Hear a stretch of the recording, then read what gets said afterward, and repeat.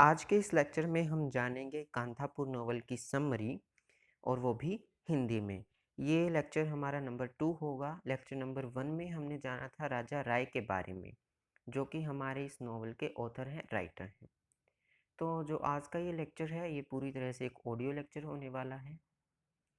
तो जो ये नॉवल है, इसकी समरी करवाने से पहले मैं आपको इसकी थोड़ी पृष्ठभूमि, जो इसका बैकग्राउंड है या फिर कह लीजिए जो इसकी थीम है, उसके बारे में बताता चलूँ। जो राजा राय हैं, इस नॉवल में भारत को सीता की उपमा देते हैं और जो अंग्रेज़ लोग हैं, जो ब्रिटिश लोग हैं, उनको रावण कहते हैं। वे कहते हैं कि जिस तरह रावण ने सीता को बंदी बनाया था, सीता का अपहरण किया था, उसी तरह अंग्रेज़ों ने भी भारत को बंदी बना लिया है और राम ने सीता को बचाया था और उसी तरह गांधी जी भी अब भारत को अंग्रेज़ों के चंगुल से छुड़ा रहे हैं। तो इसकी समरी की तरफ जाने से पहले हमें ये बात बिल्कुल अच्छी तरह से क्लियर हो जानी चाहिए कि जो ये नॉवल है, ये पूरी तरह से भारत के स्वतंत्रता संग्राम से जुड़ा है। भारत की स्वतंत्रता जो आंदोलन थे, उनसे पूरी तरह से यह प्रेरित है। तो समरी की तरफ जाते समय हम हमारे सबसे पहले कैरेक्टर से मिलते हैं, जिसका नाम है अचक्का। अचक्का एक बूढ़ी औरत है, जो कि कांथापुर में बहुत सालों से रह रही है और उसे कांथापुर के बारे में सब कुछ पता है। और उसे कांथापुर में रहने वाले सभी लोगों के बारे में पता है। कांथापुर से जुड़ी हर एक कहानी या फिर दंत कथा के बारे में उसे पता है। और वह हमारे नॉवल की नरेटर है। What do you mean by a narrator? A narrator is a person which describe a story in a novel, film or a play. तो एक नरेटर, एक वर्णनकर्ता वह व्यक्ति होता है जो कि हमारे नॉवल में, प्ले में या फिर फिल्म में पूरी स्टोरी की कहानी बताता है, पूरी स्टोरी को डिस्क्राइब करता है, वर्णन करता है। तो आगे जो भी बात हम जानेंगे, वे सभी हमें अचक्का ही बताएगी। तो एक तरह से वह हमारी नरेटर है, बूढ़ी औरत है, जो कि कांथापुर में बहुत सालों से रह रही है। तो सबसे पहले वह हमें बताती है कि कांथापुर मैसूर का एक छोटा-सा गाँव है और जो गाँव में रहने वाले लोग हैं, उनको 5 भागों में बाँट दिया गया है। सबसे पहले ब्राह्मण, फिर चंडाल, फिर कुम्हार, फिर जुलाहे और फिर शूद्र। इन 5 भागों में कांथापुर के लोगों को विभाजित किया गया है। कौन-कौन से? ब्राह्मण, चंडाल, कुम्हार, जुलाहे और शूद्र। इन 5 वर्गों में जो कांथापुर के लोग हैं, उनको बाँटा गया है। फिर वह हमें बताती है केंचम्मा देवी के बारे में। जो केंचम्मा देवी है, वह कांथापुर की मेन देवी है, प्रमुख देवी है। वह कहती है कि जब भी कोई बीमारी होती है, जब भी कोई महामारी फैलती है या फिर बीमारी फैलती है या फिर अकाल पड़ता है, कोई भी मुसीबत होती है, तो कांथापुर के लोग केंचम्मा देवी से प्रार्थना करते हैं और उनकी कांथापुर के लोगों की केंचम्मा देवी में अगाध आस्था है। पूर्ण रूप से वो उसमें विश्वास करते हैं। मेनली जब बच्चों को स्मॉल पॉक्स या फिर चेचक की बीमारी हो जाती है, तो जो गांव की औरतें हैं, वह ये प्रतिज्ञा लेती है कि हम अगले साल जो वार्षिक मेला होगा, अगले साल जो मेला लगेगा, उसमें अंगारों पर चलेंगे, उसमें अंगारों पर चलेंगे। तो ये प्रण लेती है और उनकी इतनी आस्था होती है कि उनके बच्चे जल्द ही चेचक की बीमारी से ठीक भी हो जाते हैं।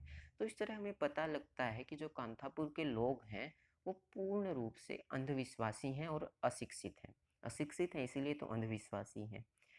तो केंचम्मा देवी के बारे में वह एक और बात बताती है। वह कहती है कि जो कांथापुर के लोग हैं, उनको एक राक्षस तंग करता था। एक डेमन तंग करता था। राक्षस को इंग्लिश में डेमन कहते हैं। तो नौजवानों का वह खून चूसता था और औरतों को परेशान करता था बहुत। तो लोगों ने कांथापुर के लोगों ने केंचम्मा देवी से क्या की? प्रार्थना की। तो ऋषियों के तपस्या से केंचम्मा देवी कांथापुर में पधारी और उसने उस राक्षस के साथ क्या की? लड़ाई की। लड़ाई में उसने उसको मार मार डाला। तो जिस पहाड़ी पर उस राक्षस को केंचम्मा देवी ने मारा था, वो उसके खून से क्या हो गई? लाल हो गई और जिसके कारण उस पहाड़ी को हम लाल पहाड़ी भी कहते हैं, रेड हिल भी कहते हैं। तो वह अभी तक लाल है, ये बात हमें अचक्का कहानी में किरणचम्मा देवी के बारे में बताती है। तो 2 चीज़ मेनली बताती हैं हमें इस कहानी में अचक्का किरणचम्मा देवी के बारे में। आगे फिर वह छोटी-सी बात और बताती है कि गाँव के मिडल में गाँव में एक छोटा-सा मंदिर है जिसका नाम है कांथापुरेश्वरी मंदिर। फिर वह हमारा ध्यान आकर्षित करती है एक कॉफ़ी बागान के बारे में। एक कॉफ़ी बागान है जो कि कांथापुर के निकट ही है, बिल्कुल पास में ही स्थित है और उसका नाम है स्कीफिंगटन कॉफ़ी एस्टेट। और वहाँ पर सैकड़ों की संख्या में मज़दूर काम करते हैं। वे मज़दूर अशिक्षित हैं, उन्हें ज़्यादा कुछ पता नहीं और यहाँ तक कि वो अंधविश्वासी भी हैं। तो अ, कचक्का हमें फिर बताती है उस जो बागान है उसके मालिक के बारे में, बागान मालिक के बारे में। वह कहती है कि वो बागान मालिक बहुत ही निर्दयी है। फिर वह उसमें कुछ और ऐड करती है और कहती है कि चलो इतना तो है कि पहले वाले से कम निर्दयी है। पहले वाला तो बिल्कुल ज़्यादा ही निर्दयी था, कि ये अब वाला तो फिर भी थोड़ा बहुत ठीक तो है ही। लेकिन इसमें एक कमी है, ये औरतों को तंग करता रहता है। ये सोचता है कि जिस भी औरत को मैं चाहूँगा वह मेरी हो जाएगी। लेकिन अगर कोई औरत इसके प्रपोज़ल को इग्नोर कर देती है, डिनाई कर देती है, तो ये उसके परिवार वालों को परेशान करता है। तो एक कमी अचक्का इसके बारे में ये बताती है। फिर अचक्का इस तरह हम देखते हैं कि जो ये बागान मालिक है इसको शोषणकर्ता के रूप में प्रस्तुत किया गया है इस नॉवल में। फिर एंट्री होती है हमारी इस नॉवल के, हमारी इस कहानी के हीरो की, और हीरो हमारा कौन है इस कहानी का? मूर्ति। जो मूर्ति है वो गांधी की विचारधारा से पूरी तरह से प्रेरित है। वह एक गांधीवादी है, ही इज़ अ गांधीयन। वह गांधी के आदर्शों पर चलता है। एक स्वतंत्रता सेनानी के तौर पर मूर्ति को यहाँ पर दिखाया गया है। मूर्ति के भी समर्थक है और जो वो बागान मालिक का शोषण करता है उसके भी समर्थक है। जो मूर्ति है वह सोचता है कि जो ये बागान में काम करने वाले मजदूर है ना, इनको शिक्षित होना चाहिए, ये पढ़े लिखे होने चाहिए।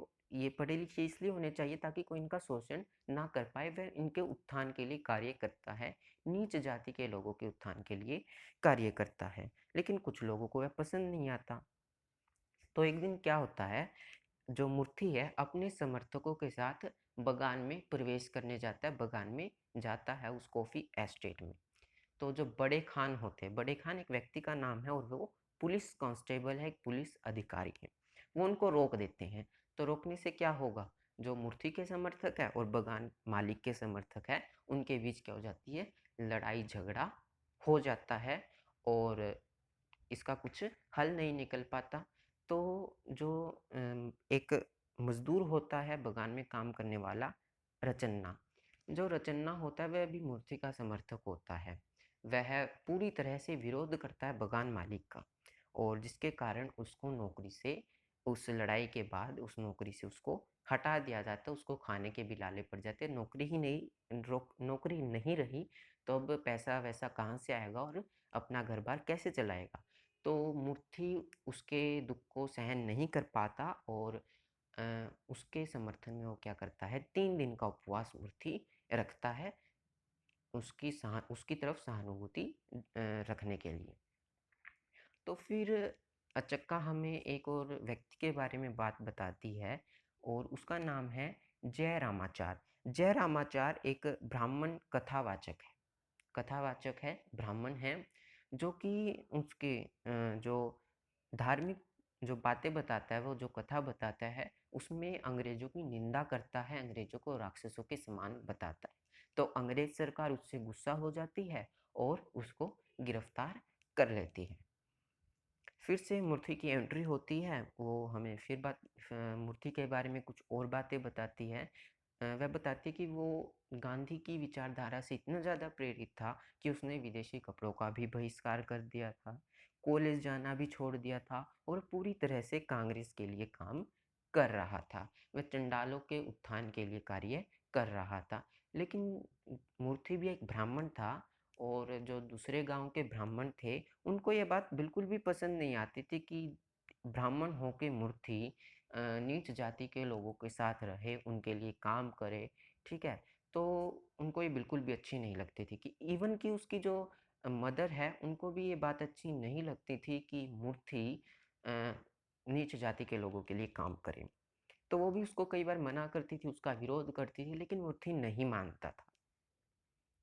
एक दिन क्या हुआ, गाँव के जो ब्राह्मण थे जितने भी, उन्होंने मिलके ये घोषणा कर दी कि मूर्ति का परिवार अब ब्राह्मण की बिरादरी का नहीं रहा, वह भी नीच जाति का हो गया। कहने का मतलब उन्होंने अपनी बिरादरी से मूर्ति के परिवार को निकाल दिया।